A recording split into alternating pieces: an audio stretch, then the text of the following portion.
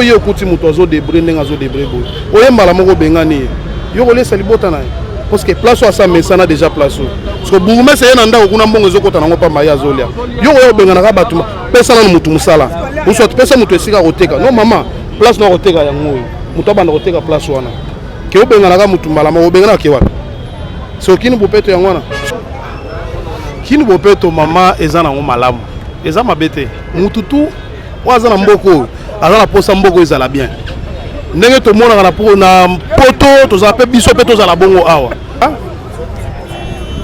tozala ba espace ebele vite oyo bakoki kosala mwa wenze moko mpe bazwi bato bango moko batongi nano wenze wana bazwi bato batie bango kobenganaka mbala moko boye bato bakoteka ndeni bato bakolia ndenge nini baespace ya mike mike ezali tokolongwa na nzela bien sûr bato mpe balongwe na nzela bokini bopeto bien sûr. Bienvenue dans Léon Joléo, une fois de plus, vos arcaïbélés pour nous biso chers internautes. Et c'est nos aramakasi tango to yamarabino na ba émission na biso et surtout ça tango to salara ba descente na biso na terrain et ça vraiment malamu mingi. Bongo le lenge bomoni biso to na commune ya Limete précisément to na 7e rue Limete et si kawa pito sepeli ko ya pour présenter bino émission na biso ya lelo. Na cadre ya Kinshasa bopeto ndeto yewa tolobi tomoni bandeko bazosala musala na sima mais tolingi tozona nous pe avis ya population pour la kisabino tout au long de cette émission bokomona ba image ndenge bourgmestre ye moko Douglas akitaki na terrain lolenge nini bazo panza ba mesa ya ba maman batekaka libanda po ba rendre Kinshasa propre batumbi ba mesa mususu batumbi mo biloko ebele alors na place wana pour rendre Kinshasa belle population azo perdre toute population pe azana intérêt na biloko bazo tumbaye eza raison to kiteli awa na commune ya Limete potozwa ba vie ya ba congolais ya ba kinois ya bano bavandaka na Limete ya bandeko bavandaka na Limete.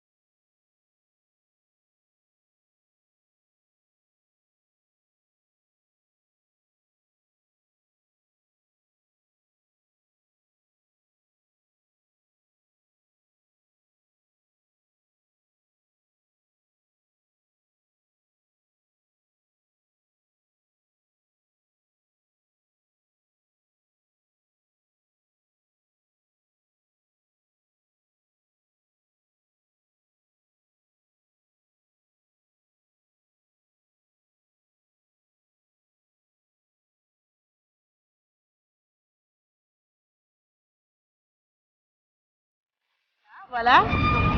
Bonjour Ndeko. Bonjour madame. Au Vandi Limete.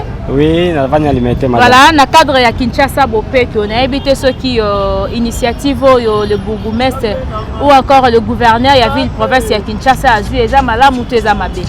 Non, je pense que non, eza initiative est bien. Nazo saluer on appelle ce longo y en a on anime un avis à Kinshasa. Mais c'est gentil Ngobila et puis na bourgmestre ya mso a commis à Limete. Maître Douglas, eza initiative moko bien. Mais et là qu'on a déploré mingi eza comportement na biso mo ba congolais. Ce que tali ka niveau oyo. Il y a de cela 2 jours ba tu go dégager ango. Ça veut dire muta sombi mai na ye ameli azu station na ka niveau. Asombi mai ameli azu boka na ka niveau. Tozo boucher. Quand il y a problème to bandi oganga au l'état. Mais biso moko na dozuna conscience c'est wana ya go tia bopeto na bani na biso te. Mais je pense que non ba mezi ba zwaki. So ba maintenir en haut, ça veut dire dans quelques mois, dans 2, 3, 4, 5 mois, je pense que non, que ça veut comment on peut tenir. Non, je pense qu'il y avait gouverneur qui a lancé pas question il y a batobate kana banzela banini maintenant ba bandaki ba biloko na ba komi ko lela oh non bandi mabe bona boy mais ba yuti ko longola sou mais na CPT ça veut dire congolais abongi ça veut tango tie mibeko il faut ko landa mibeko tina sou mais tomoni mesure wane longo mais tomoni le maître Douglas Oaza Bourgmestre ya Limete a outé ko kita na terrain mokolo ya lobby eleki alors à panzaki ba image je crois bazo bandeko bazo mona yango asoka moni ozoteka na balabala lolenge Richard Rose bandeko bazoteka mpandi lolenge bandeko bazoteka boye azopanza pour rendre commune alimité propre. Non, je pense que non, maître faut continuer toujours dans le cadre parce que comportement na biso mo ba congolais et bongi kana ba loi bongo. Ba yebisaki bango ke no ba longola bazo yo kate. Tala, so ba dégager place au monde que 7e na biso limité na biso aux propre. Ça veut dire ba continuer on tina souka toujours simane to encourager ala na découragement parce que bandeko bazo lela o no biso ba wenzeza belé. Non, bato bazo kota te parce que bino bazo tika wenze boya koteka nzela soki na bimi ndeko na ngai nana besoin ko somba lipa na tongo na kutika na balaba lipa ezate na uza courage okende place lipa ezana somba metango bino bazo longwa kuna boyande courage bato bakena wenze ezate metango boko benga bakota wenze ça veut dire biso to ko banda kota na wenze mais baloba congolais balobi que pas si peu les misala ezate koteka boyeza pona ko mais luka moi 10 francs kotango bazo bengala bango monte ke ba famille belé ezolala nzala côté ka oui toza ya ba maman na biso belé totangi na ba cadre lelo to ba licencié ba gradué ba nini ezanda ba commerce ya mike de ba biso batanga bazo tangisa biso ça veut dire to boy te ke bateka mais ezana ba endroit za précis pona koteka ça veut dire bazonga na ba wenze bateka batia ke no ville na biso peza propre ndenge tozomona. Est-ce que ndenge oyebi comportement ya Kinois na campagne au Kinshasa est comme propre ndenge oyebi comportement Kinois melima ya boaki chassé amelisha ya boaki nini ataza na mutuka ko boaka ngata na makadam mama ekokoma propre nazana kondima soki mibeko wana bazaka kasima nango suivi nango ekokoma propre mama nazo rassurer soki obimi libanda mboka na biso eza na peuple moko aza plus poli et plus respectueux que congolais. Ça veut dire congolais ceux qui abîmé à quel banda azalaka respect ko leka même ba kolomboka bango mongo.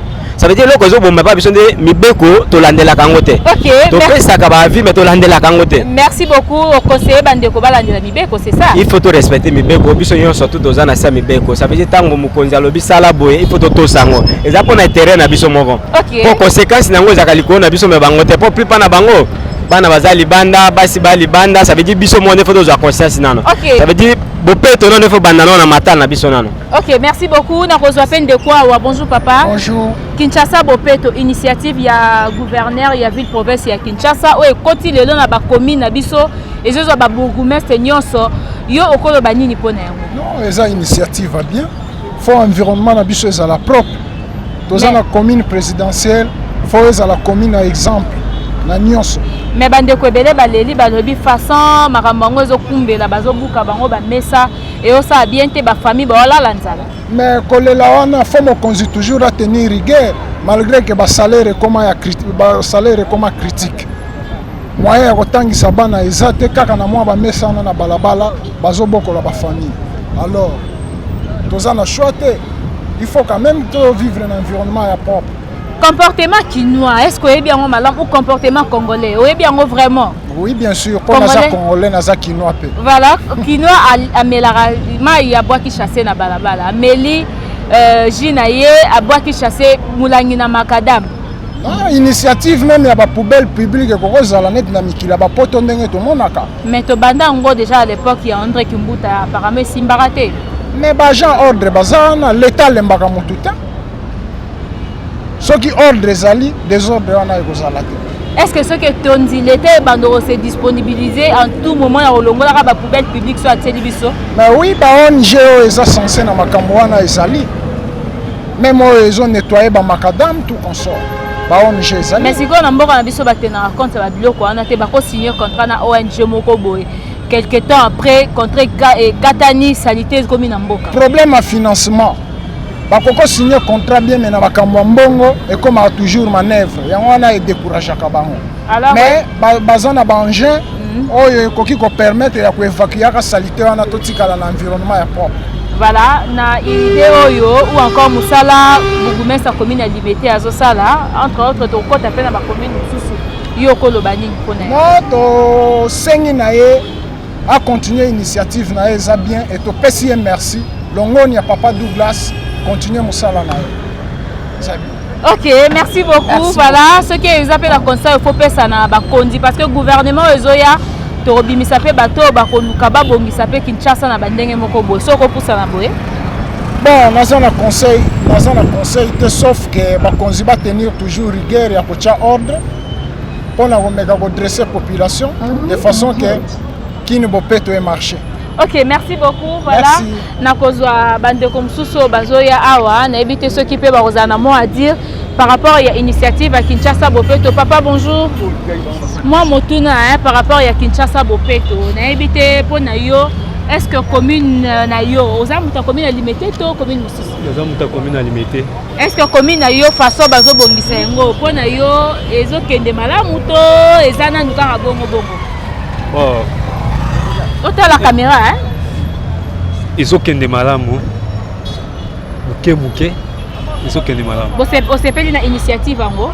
Na s'appelle une initiative en haut. Ota la caméra, pardon. Vous s'appelle une initiative en haut? Na s'appelle une initiative en haut. Ok, bandeko ya bakinois bazaka na problème mo ebele na éviter ceux qui au conseiller bango nini par rapport à initiative. Bon. Conseil na kolobake balembate suivez za la kaka. Suivez les ans nécessaires. Ok. Suivez des ans nécessaires. Merci beaucoup. Voilà, nakozwa maman na bisa maman bonjour. Excusez, initiative ya Kinshasa Bopeto. Na commune ya limité d'abord yo esali ndenge nini? Bon, ça bien et là on ce qui ezali ya malamu makanisa malamu faut qu'on encourage yango. Yango nazo se pela pena pour na comme on a déjà qui va propriété côté na ville ya Kinshasa. Propriété et bandi kokota. Oui, et bandi kokota. Mais tu es déjà na ba endroit mususu oyo ezaka vraiment plus sale que ba endroit où tozali oyo. OK. Na éviter ceux qui okoyebisa ba kondi. Na place baya ko bongisa c'est vrai ba bandi na ba boulevard na ba caniveau ezana na ba boulevard ici quand on fréquente mingi mais za ba kwa mususu ti lelo non ba tiata maboko te non ba tiata ba pa ou te ni ba ko bon nazo singa ba konzi ba continuer et si la karaté a na boulevard ici quand on mona donc et continuer ti na ba fin fond na ici ba salité zali vraiment ba to ba komati wana ba tia propriété et ça la pe et concerner mutu nyonso kwa kino nyonso sika zali a tia propriété na place na ye. Mais comment va le bien abi mentalité à Kinois les akata onyo so ko boire ka salité partout. Alors il fallait nous conscientiser nous morale ya Kinois pour ayeba ko yeba propriété na ye salité na ye faut boire ka yango sika moko approprié. Siko le quoi nanu ba travailler sur mentalité ya Kinois. Est-ce que initiative oyo après ko tia ba propriété e possible penza pour le jour à venir? Bon, pour esimba bien, faut qu'on sensibiliser nde bakinois wana. Sensibilisation ezali bien. Donc ceux qui va sensibiliser muta comprendre que et leur nignon nazo sala na yebi que bon salité à reboire quand n'importe où. Donc le problème est dans la liberté de sensibiliser. Voilà, c'est que les gens font oh ba sala eza pour nani ba sala. S'il faudra sensibiliser les Kinois ou les Congolais, pourquoi ebisa bango ni na travers cette bon na singi na bakinois nyonso nanga moko pe na kati parce que je suis kinoise to meka ko bongisa do isika to sali. Le sika oyo bapesi biso sika ozo vanda ko tia propriété et ozala bien avant que mutu mususu aya uta musika ya kia yosela biso salongo biso mo to bandana ko bongisa o esa ba boka poubelle n'importe où te na ba carnivore te na ba kalamu te donc otiango na baka poubelle na yo peut-être o aza na parcelle na moi coin atie soki etondi okoluka bato bazora ba biloko wana ko pesa bango après ba boaki mais le mal est que bato pe bazora ba biloko na pousse ba kendara ko boka bango pe ce que to yebisa bango ke ba boka na kalamu te et sika ba kondi ba tie peut-être ba baka poubelle wana ezala te yango to senga ke batango batiango tant que ba initiative a bo tenir compte ya biloko wana ke tant botiango bino pe boye bolongoli tant bolongoli et peut se ba pousse-pousser ba te belé courage wana on a dit ah tant balongoli biso to sa nini to koya to tie polobi ba olongola lisusu les autres qui étaient tondi belé comme on peut s'absolument malade wana moyen to continuer sur ça la bien ezalate. OK, merci beaucoup maman. Je vous en prie. Voilà, nous continuons kaka na lisolo ya Kinshasa Bopeto. Donc on appelle bandeko baté kaka et on appelle madame mingi parce que des fois bandeko pe baté kaka baza victime ya marambo ya bengana mais to continuer na kozwana no bandeko tozomona awa to appelle makanisi ya batata na biso awa ce qui cause à malam mingi. Bonjour papa. Une minute sur Kinshasa Bopeto. Voilà, donc des fois c'est que la terrain vraiment ko kemba mutu susu aotela ona musika kuta kimi donc ya monika caméra kimi a dévoilé changer nzela mais to kitana peut tozana bandeko yo basalaka awa na makoin oyo ntango ekomelaka bango babengana bango basukaka ndenge nini basukaka ndenge nini ekozala vraiment malamu mingi tozwa bango. Papa bonjour. Bonjour. Likambo ya Kinshasa bopeto awa yo comme kinois conseil nini to suggestion nini okokosala mpona kini bopeto mama eza nango malamu eza mabe te mututu oyo aza na mboka oyo aza na posa mboka oyo ezala bien ndenge tomonaka na poto tozala mpe biso mpe tozala bongo awa toanviaka mikili te mboka na biso nano liboso toanvi yango bon awa lelo mikolo oyo ekoma nango kaka soki moto avandi akomi koanvie kaka poto eza bien te biso moko nano tozwa nano so ya mboka na biso moko tokosenga na bakonzi te bakonzi baza na part na bango mais mpona biso moko nano baye tozotambola na mboka oyo tobongisango nano. Voilà, likambo mosusu ezali ntango bazwi initiative ya Kinshasa bopeto je ne pense pas que babandi na conscientiser mitu ya bakongolais. Alors toyebi bongo biso moko bakongolais bakinois ndenge to se comportaka na baenvironnement na biso yo koloba nazosenga nano na bakonzi nano babanda nano kopesa nano baconseil na média mpona média mutu tu aoyeba baconseil kaka ya mitu na biso ya ezonga na normal mpo tala bacarnivore oyo bauti osala ngo mais comme lelo so na meligi fo na bwaka ngo na carnivore ozomona babanda nano kopesa biso conseil nano biso moko nano na bamédia après ça batya bapoubelle de façon que babiloko wana tobwakaka ngo na kati bo bango moko bakonzi mpe ntango bakolinga sikoyo kini bopeto bango moko mpe balandelaka batya mpe bato moko bafutaka bango moko mpo balandelaka mpe biloko wana kolema eza na bakonzi na biso babandaka likambo me basukaka na katikati surtout soka mbongo esili baabandone mpo ezali projet makambo ya bapoubelle publique toyeba te yango à l'époque ya André Kimbuta ezalaki bongo bapoubelle na bacoin nyonso batieli biso na bastation ya bapoubelle mais un moment ekomaki etondi balongolaka te solo bato bakomi kolela. Est-ce que ceux qui babandeli yango na idéologie ya Kinshasa bopeto bakoprendre soin nango et puis bakofuta congolais wa kosala musala wana? Bon biso tu toza na espoir na président Esika biso tu toza na espoir wana naza sûr que non so basali yango bakolandela ngo po président o toza na Esika toza na sûr qui a kolandela biloko wana bien pe bakotya bato pe bakofuta bango e ozala ndenge ezalaki liboso te naza sûr nango. Voilà na bandeko mosusu oyo bazalaka des fois bazwi na bandako ya bato bakongoli bapoubelle batie na bapusu bake kobwaka na bakalamu ebouché et puis ntango bambula ezobanda récemment awa ntango ezobanda bafamille ekomolela neti na Kinshasa bopeto na mentalité ya bato wana il faut basala yango nini? Non bato wana mpo na ngai nakopesa bango mwa ndambo ya raison bazalaki kosala bongo parce que misala ezali te na mboka mais basala yango ti lelo bon kosala yango ti lelo parce que misala nano eyeta soki babandi kini bopeto babanda mpe na misala mpe lisusu kopesa mpe bato wana de façon que soki batiki kobwakaka babiloko wana kokendaka na bandako bato kozwa biloko wana bazala na mosala oyo bakoki kozwa mpe moyen kolesa mabota na bango. Voilà, tomoni bourgmestre alimentaire azotambolaka à chaque fois na initiative ya Kinshasa bopeto azopanza bateki na banzela kobengana bango alobi koteka boye na balabala eza bongo kotya sanité na Kinshasa na bandeko basalaka nde bandeko na biso bavandi ya bazoteka na bino bato mpe bostationnaka bamoto na bino na bisika moko ya piyo mpo bopema bozela bakilien bokoloba nini? Bon mama kobengana bato wana mpo na ngai nazomona ngo solution te bato bakobengana bango na façon bazobengana te misala eza te baotumba bamesa bazotumba babassin bazopanza bamapa bamama omoni bourgmestre na biso alime te toza na baespace ebele vite oyo bakoki kosala mwa wenze moko mpe bazwi bato bango moko batongi nano wenze wana bazwi bato batie bango kobenganaka mbala moko boye bato bakoteka ndeni bato bakolia ndenge nini baespace ya mike ezali tokolonga na nzela bien sûr bato mpe balongwe na nzela bokini bopeto bien sûr mais avant kobengana bato mbala moko bongo bolukela bango nano mwele parce que namonaka mpe soki neti na onatra awa soki balingi babengana bato na onatra bato batonga na baonatra bakolukela bango mwa esika no bokende place tel bovanda ou soit bandako eza quelque part ou soit bazongisela mbongo oluki place mosusu mais yo oye okuti moto azodebre ndenge azodebre boye oye mbala moko obengani yo kolesa libota na ye parce que place oyo asa mesana déjà place oyo parce que bourgmestre ye na ndako kuna mbongo ezokota nango pamba ye azolia yo oye obenganaka bato pesa nano motu mosala ou soit pesa moto esika koteka no mama place na koteka yango oyo moto abanda koteka place wana ke obenganaka motu mbala moko obenganaka ke wapi soki ni bopeto yango wana soko bengani moto azangi esika kolia ndeki ni bopeto bakongolais place batekaka salite ezaka makasi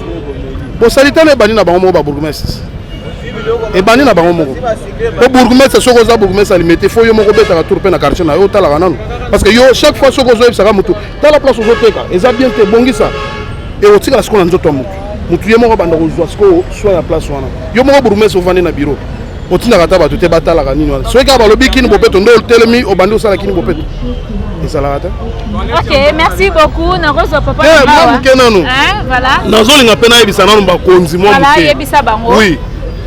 Omoni biloko oyo balonaka bapelouse moko ya kitoko place oyo mais biso moko tellement toyeba mboka na biso tobanda kokanisa kaka no nde baloni boye eza nango bien mais bakolandela ngo te bien sûr mpe sikoyo nde basali boye toza sur ke ekobeba kaka bakolandela ngo te bazala mpe na posa wana kobanda kolandela opesi bango conseil nini conseil napesi bango baluka bato bafutaka bango bambongo oyo bakoki kolandela biloko mpo bango bakokoka te bango baza na temps te baza na temps te. En tout cas, merci. Merci beaucoup. Naroza papa nanga na okaki azoloba likambo ba toilette publique. Bonjour papa. Bonjour maman. Voilà, na ebité okoloba nini pona likambo Kinshasa bopeto sanité tondi na kina sensibilisation ya gouverneur alobi ba bourgmestre faut ba longola ba sanité wana. Est-ce que kosimba? OK, na sepeli maman na mutuna na yo.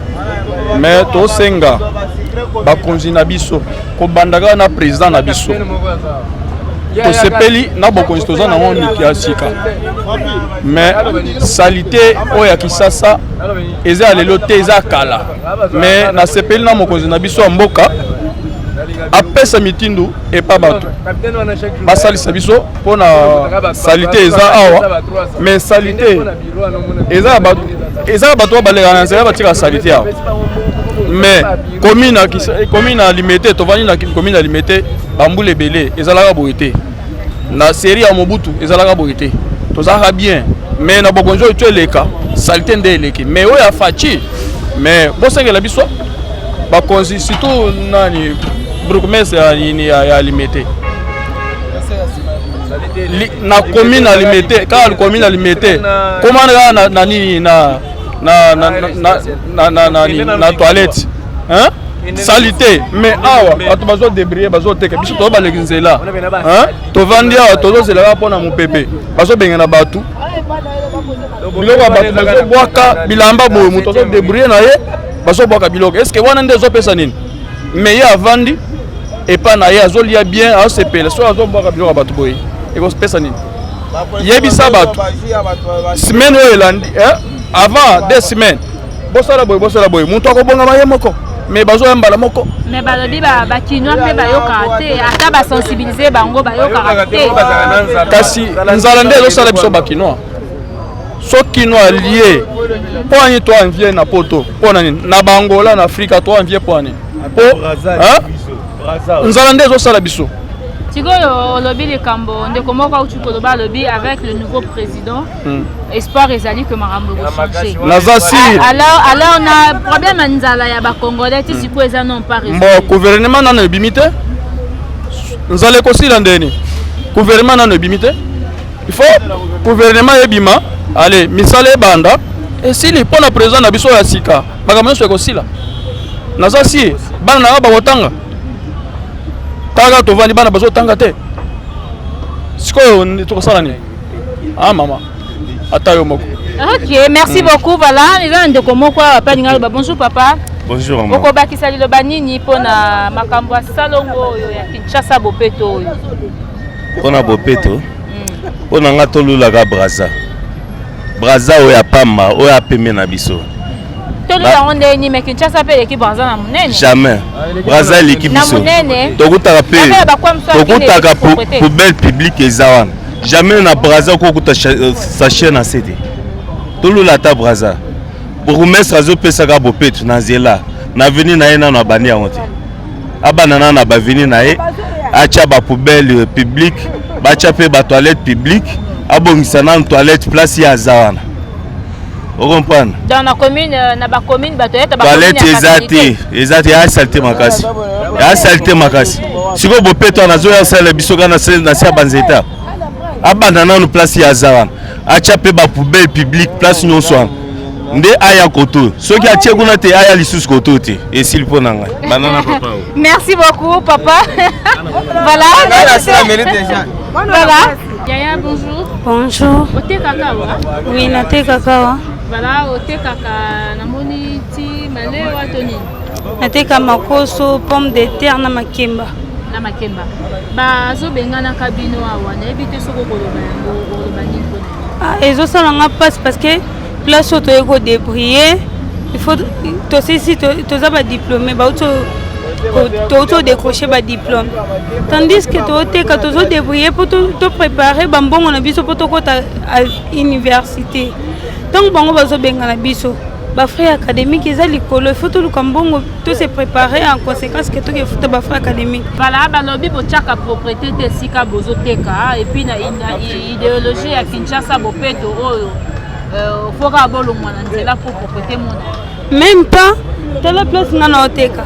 Kumbaka na bongisa place nanga pour éviter que bato bopeto so baleki bako kuta salté bakanginga. Ceux qui va boy tout teka te baluke biso basala biso wenze parce que ana limité to na wenze pété balimité mo ba wenze zate. Wenze zate, wenze zalate. Pour ato profiter ndenge ba client bazali bolia. Siko to kende wapi? OK, merci beaucoup.